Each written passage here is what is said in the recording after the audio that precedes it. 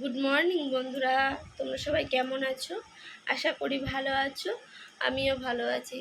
তো আমার পরিবারের সবাইকে জানাই শুভ সকাল। তো আমি আমার আজকে ব্লগটা স্টার্ট করছি 6:30 থেকে। দেখো তোমাদের দাদাভাই শুয়ে আছে আর মেয়ে স্কুলে যাবে বলে রেডি হয়ে যাচ্ছে। তো চলো তোমাদেরকে একটু দেখিয়ে দিই। তারপরে দেখো বাইরের ওয়েদারটা কেমন লাগছে। দেখো তোমাদের দাদাভাই শুয়ে আছে। সমস্যা হচ্ছে কোনো? সকালে বলছিল একটু শীত শীত করছে, তাই দেখো শুয়ে দিয়েছি। ঠান্ডা ঠান্ডা লাগছিল, হালকা হালকা ঠান্ডা একটু লাগছে। আর বন্ধুরা, আমি তোমাদের সাথে দু একদিন ভিডিও দিতে পারিনি। কেন দিতে পারিনি সবটা বলবো। আর এই দেখো ওয়েদারটা, চলো মেয়েকে দেখিয়ে নিয়ে আসি। মেয়ে কি করছে দেখো, দাঁত মাজছে, পুরো রেডি হয়ে গেছে। আর এই যে জুতো পরবে, এখানে রয়েছে জুতো, রেডি হয়ে গেছে ও। তো দেখো বাইরের ওয়েদারটা অনেকদিন তোমাদের সাথে শেয়ার করা হয় না। এই দেখো ওয়েদারটা কেমন, পুরো একদম নিস্তব্ধ হয়ে রয়েছে। মানে বৃষ্টি হবে হবে ভাব, কিন্তু বৃষ্টি হয় না। দেখো অবস্থা ওয়েদারটা, আবার মনে হচ্ছে রোদ রোদ উঠবে। তাড়াতাড়ি করো তাড়াতাড়ি করো। তো যাই হোক বন্ধুরা, আমি আবার আমার ব্লগটা স্টার্ট করছি একটু পর থেকে। দেখো জামা কাপড়গুলো অনেকগুলো ধুয়ে দিয়েছি, আর এই বালতির মধ্যে কটা আছে, এখনো মেলা হয়নি। তো দেখো, আর দেখো ওয়েদারটা কেমন।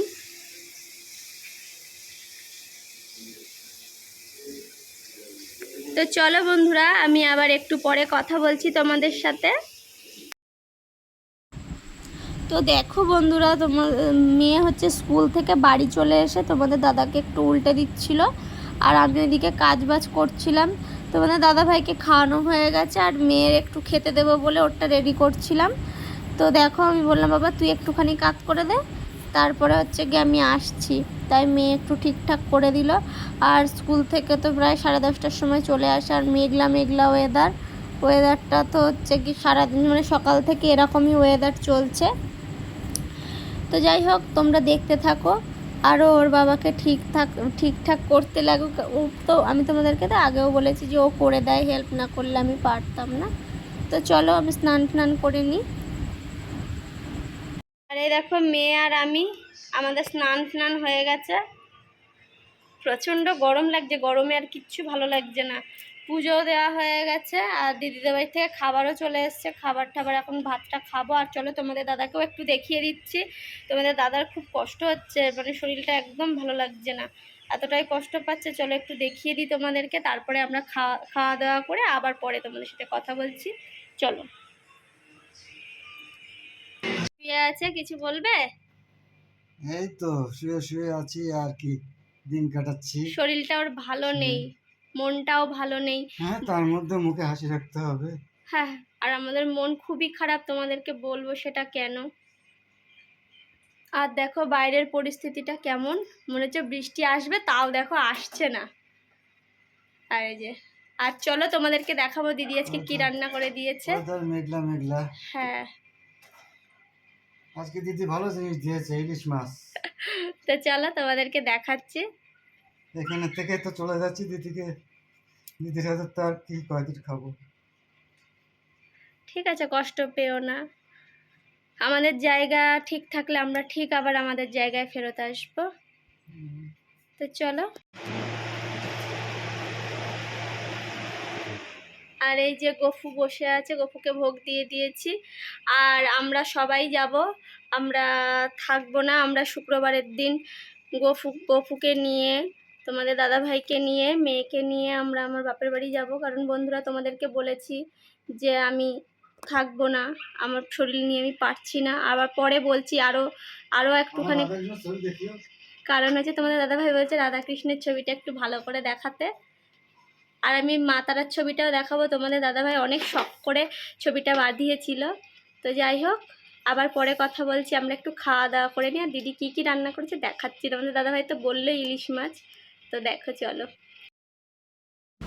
তো দেখো বন্ধুরা, বললামই দিদি হচ্ছে ইলিশ মাছের ভাপা, কচু শাক আর হচ্ছে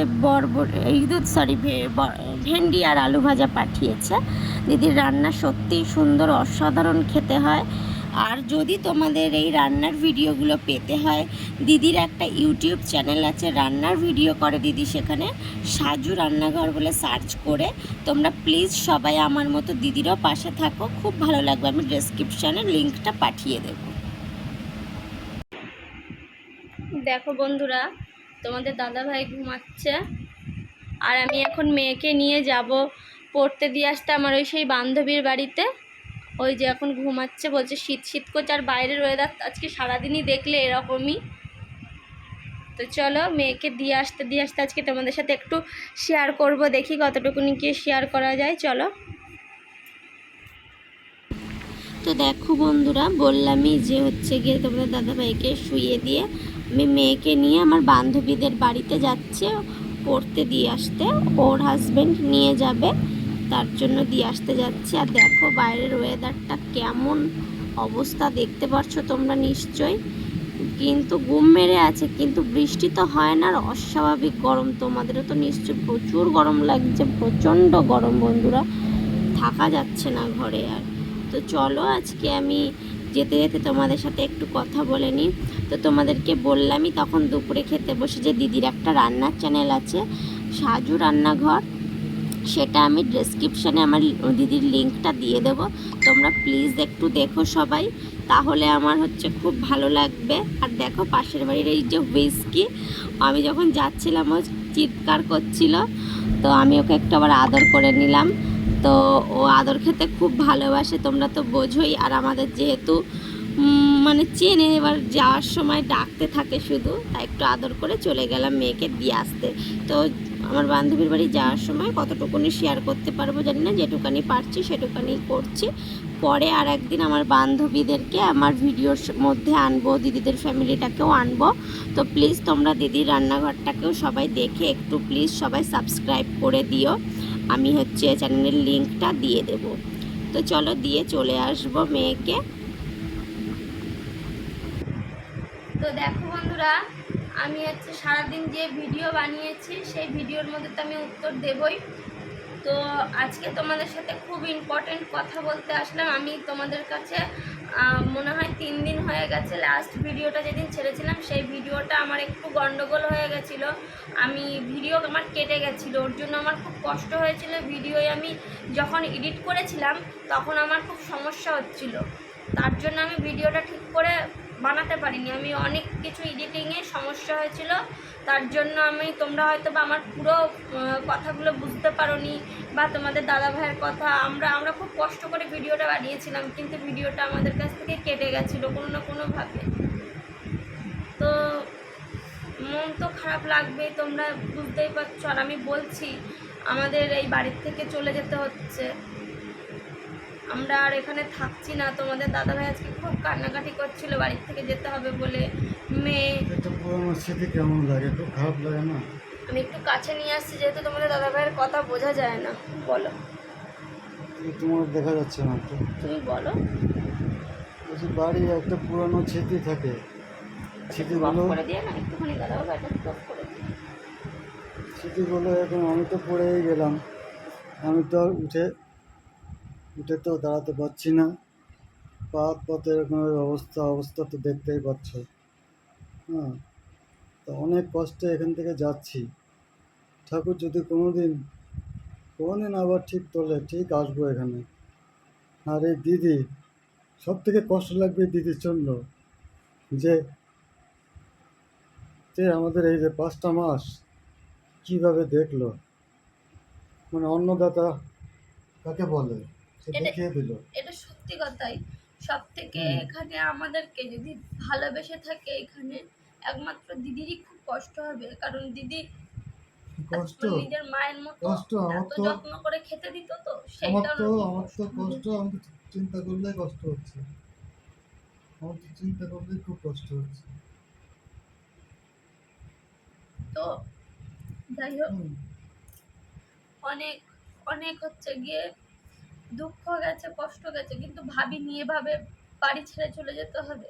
তোমাদের দাদা ভাইয়ের আজকে এরকম প্যারালাইসিস হয়ে গেছে বলে আমাদেরকে মানে এরা হচ্ছে গিয়ে কেউ সাহায্য করতে চায় না, তাই আমাদেরকে বাড়ির থেকে পুরো বেরি করে দিত। তো যাই হোক, তোমরা তো বুঝতে পারছো কেউ একা আসে না, কেউ আসে না, কেউ দেখে না, তা কি করবো? এরকম ভাবে আরো তো দিনে দিনে আরো তো অসুবিধা হয়ে যাবে আমার, না? দিনের দিন আরো কষ্ট হয়ে যাচ্ছে। এই যে হাত ফাত বেঁকে যাচ্ছে, পা বেঁকে যাচ্ছে, তোমরা তো বুঝতেই পারছো, যার জন্য আমাদের এই বাড়ি ছেড়ে চলে যেতে হচ্ছে। তারা বন্ধুরা, ভিডিওটা আমি একটু একটু করে করতে হবে, নইলে আমার ভিডিও আগের দিন কেটে গেছিল, আমার একটু সমস্যা হচ্ছিল, তার জন্য আমি একটু একটু করে করছি ভিডিওটা। তোমরা পাশে থাকো বন্ধুরা। তো আমাদের মানে কষ্টের আসছে, মানে আমাদের গোপালকে নিয়ে যাব, আমাদের আমাদের এখানে একটা অপরাধ ছিল। আমরা আমাদের এখানে হচ্ছে বাড়িতে আমাদের ঘর একটা একটা করে ছিল, আমার রান্নাঘরটার কিচ্ছু ছিল না, আর আমার হাজব্যান্ডের সেরকম ইনকামও ছিল না যে কিছু করবে। যেটুকানি ইনকাম করতো সেটুকানি আমাদের তিনজনের চলতো, আর চলে যেত, আমাদের চলে চলে যেত যেত, আমাদের। আর আমাদের সে হচ্ছে টানাটানির মধ্যে দিয়ে ঠিক চলে যেত। আর মেয়েকে মানুষ করবো ভেবেছি, এরম ভাবেই চলতো যে যদি কখনো ভবিষ্যতে হয়, যদি পারি তখন বাড়ি ঠাড়ি করার চেষ্টা করবো। এবার ওর বাবার যেহেতু বাংলাদেশে অনেক সম্পত্তি ছিল, সেই বিক্রি টিক্রি করে এসে বলেছিল এখানে দোতলায় ঘর ঠর করবে, সেটা না করে ওদের বড় ছেলেকে টাকা পয়সা দিয়ে দিয়েছে, আর বড় ছেলেরা বাড়িঘর সব করে নিয়েছে। এটাই আমাদের অপরাধ ছিল। যখন এই 1 বছর আসলো, আসার 4-5 মাস পরে তোমাদের দাদাভাই বলেছিল যে তাহলে বাবা এবার একটু উপরে ঘর ঠরগুলো করো। ওনারা করবে না কিচ্ছু, আমার কাছে টাকা নেই, পয়সা নেই, কিচ্ছু করতে পারবো না, হ্যানা ত্যানা এই বলে কাটিয়ে দিল।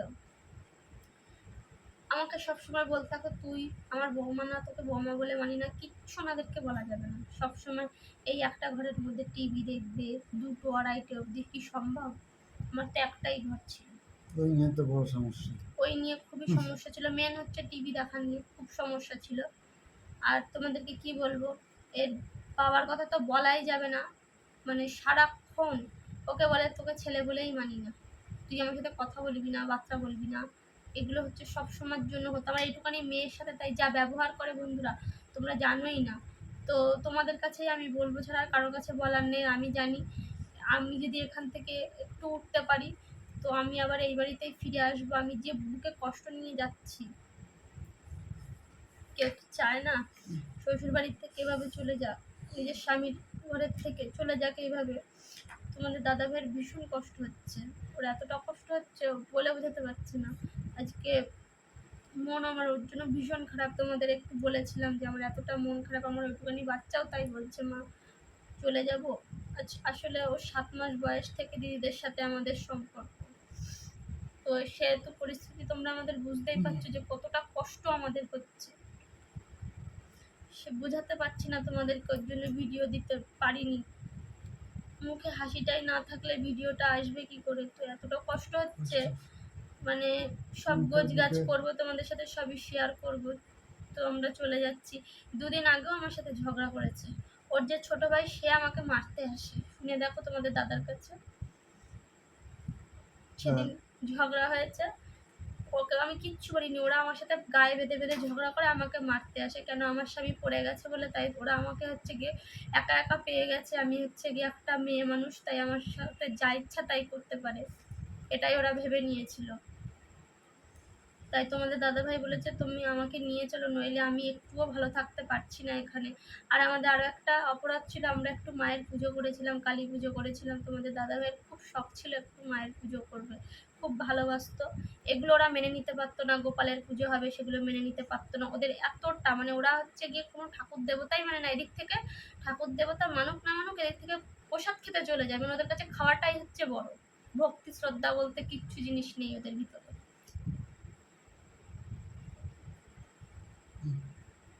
তো জানি না আমরা এবারে আর পুজো টুজো করতে পারবো কিনা বন্ধুরা, হয়তো বা তোমরা সাপোর্টে থাকলে সবই পারবো। তোমাদের দাদা ভাইকে এরকমভাবে থাকলে আমি এরকমভাবে নিয়ে সারা জীবন চলবো, তাতে আমাকে যে যা বলুক, খারাপ ভালো যা বলুক, এভাবেই থাকবো, এভাবেই চলবো। আর আমার মেয়েকে মানুষ করতে হবে, তো আমি যত পরিশ্রম লাগে, যত কষ্ট লাগে করবো। আর তোমাদের কাছে হাত জোর করছি, আবার আমার ভিডিওটা যত পারো শেয়ার করো বন্ধুরা। আমি আর নিতে পারছি না, আমাদের পরিবারটাকে তোমরা একটু বাঁচাও, এটাই আমি চাই। আর আমি যত তাড়াতাড়ি সম্ভব যদি দাঁড়াতে পারি, আমি দিদির কাছে আবার ফিরে আসবো, এটাই তোমাদেরকে বলতে চাইছি। অনেক কষ্ট নিয়ে যাচ্ছি, অনেক কষ্ট। বলে বোঝাতে পারছি না, এত কষ্ট নিয়ে যাচ্ছি। তো এখন তোমরাই আমাদের সব। চিন্তা করিনি যে কপালে এরকম হবে, এরকম হবে, বাড়ি ছেড়ে দিতে হবে, বাড়ি ছেড়ে চলে যেতে সব হবে। থেকে কষ্ট হচ্ছে দিদির জন্যই লাগছে। দিদি এতটা হচ্ছে কি আমাদেরকে ভালোবাসে যে সারাদিন আজকে কান্না করেছে। এই যে তোমাদেরকে বললাম আমার পরিস্থিতিটা এরকম, যার জন্য আমার যেতে হবে। তোমরা যদি থাকো, আমি আবার মা কালীর পুজো করতে পারবো, গোপালকেও পুজো করতে পারবো, সব কিছু করতে পারবো, সবই হবে, সবই হবে। সবই হবে, মায়ের আশীর্বাদে, গোপালের আশীর্বাদে সবই হবে। তো যাই হোক বন্ধুরা, তোমরা সবই আবার ঠিক হবে। এভাবেই আমাদের পাশে থাকো। লাইক, কমেন্ট, শেয়ার আর সাবস্ক্রাইব করতে ভুলো না। হ্যাঁ, এটাই হচ্ছে আমাদের কথা। আমাদের পাশে কেউ নেই, কেউ নেই, শুধু আমার বাবা মা আছে ওইদিকে, আর এদিকে দাদা দিদি। তোমরা তো বুঝতেই পারছো, দেখছো তো এখানে, কেউ নেই, এখানে এরা কেউ দেখে না বলেই তো যাচ্ছি। কেউ এরা যদি করে পাশে না, থেকে একটু দেখে না। একটু দেখতো বা এ করতো, হ্যাঁ, তাহলে সে পয়সা করি যদি নাও দিয়ে পয়সা পারে, কড়িটাই সব না জীবনে, পয়সা করি যদি নাও দিতে পারে, একটা পাশে ভালোবাসা, সাপোর্ট একটা থাকা, ভালোবাসার টান থাকে ভালোবেসে অন্যরকম। দেখা, এগুলো হ্যাঁ, কিচ্ছু করে না। আমার ভালোবাসার সাথে টান যা থাকে ব্যবহারগুলো করে অন্যরকম। না এরা, তোমরা সহ্য করতে পারবে না, এত এদের ব্যবহার খারাপ। কথা বলতে গেলে ঝগড়া শুরু হয়ে যায়, আর ঝগড়া শুরু হয়ে গেলে ওইসব তো আমাদের পছন্দ, আমার তো সত্যি ভালো লাগে না এগুলো, এগুলো দেখলেই আমার আর সত্যি আমাদের আরো আজকে বেরিয়ে যাওয়ার একটাই খুব। কারণ হচ্ছে এরা এরা আমাদের সাথে যা ব্যবহার করলো আমরা থাকতে পারিনি। আমার স্বামী পড়েই গেল লাস্ট অবধি, ওর এরকম অবস্থা তৈরি হলো এদের কারণে একমাত্র। তো যাই হোক বন্ধুরা, তোমরা আমাদের পাশে থেকো, এটাই আমাদের বলার আছে, আর কিছু বলতে চাই না। তো আমি আবার পরের ভিডিওটা নিয়ে আসছি, তোমরা সাথে পাশে অবশ্যই থাকো বন্ধুরা। আর আমার ব্লগগুলো কন্টিনিউ দেখতে থাকো। আমি যখন যখন হচ্ছে এই বাড়ির থেকে যাব, সমস্তটা তোমাদের সাথে শেয়ার করব। তোমরা আমার পরিবার, তোমরা যেভাবে আমাকে সাপোর্ট করছো মেন্টালিটির দিক থেকে বলো, আর আমার মানে আমার শরীরের খেয়াল রাখার কথা বলছো, তোমরা ছাড়া